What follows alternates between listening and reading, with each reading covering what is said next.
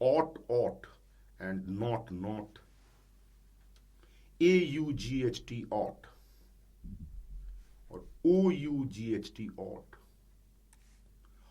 To, और OUGHT के आगे क्या होता है? टू लगता है हमेशा, वो मॉडल वर्ब है. You ought to go there मतलब you should go there.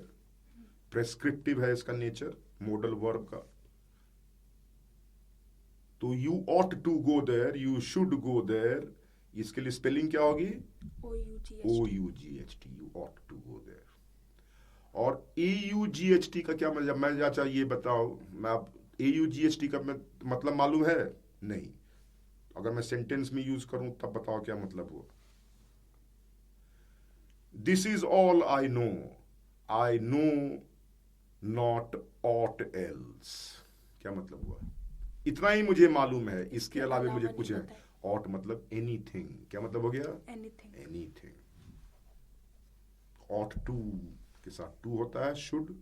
And ought मतलब क्या हो गया? Aught. If you know aught else please tell the police. क्या मतलब हुआ?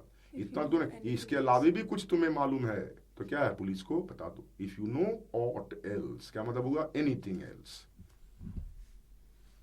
यही उल्टे में क्या हो जाएगा? नॉट और नॉट. ठीक. AUGHT के आगे नॉट लगा दिया, एन लगा दिया नॉट. और OUGHT के आगे एन लगा दिया नॉट. आप बताइए क्या अंतर है दोनों का? जैसे ऑट था, क्या था? एनीथिंग. नथिंग. तो और नॉट क्या मतलब हो गया? नथिंग. ठीक.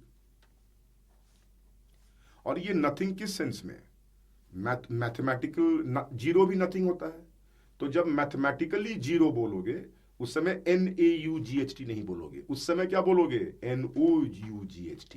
तो NOUGHT का क्या मतलब? वो भी नथिंग है लेकिन किस सेंस में नथिंग? मैथमेटिक्स. जीरो के सेंस में, द नंबर जीरो.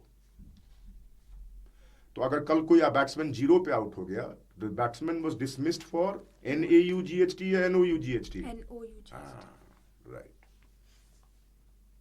और नॉट मतलब क्या हो गया? NAUGHT. Nothing in a non-numeral sense, non-numerical sense. I know not else. क्या मतलब हो गया? I know nothing Nothing else.